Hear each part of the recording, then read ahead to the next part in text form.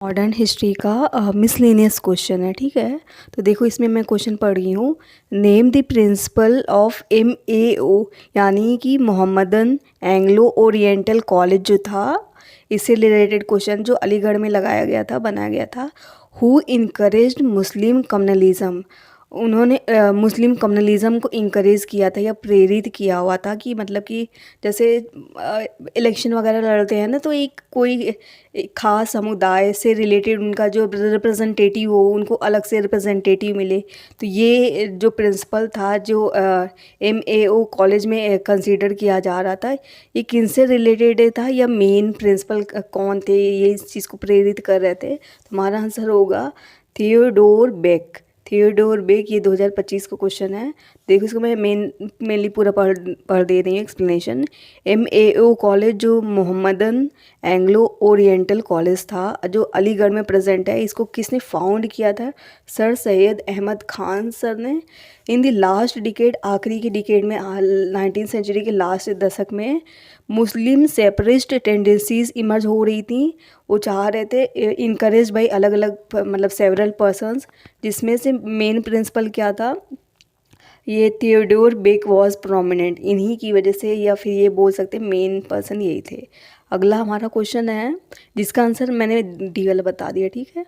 Next हमारा question है consider the following events of modern Indian history.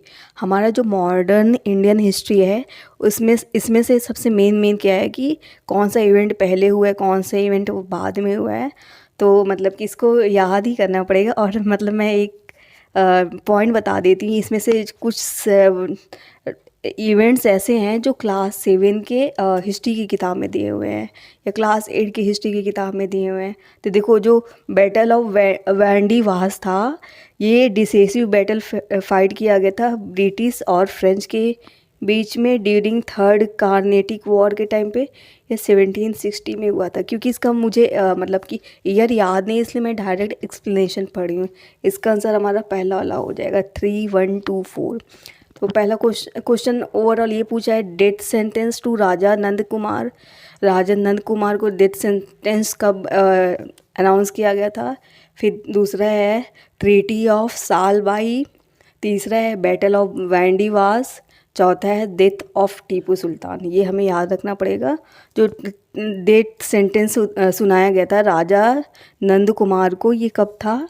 1775 Calcutta के अंदर।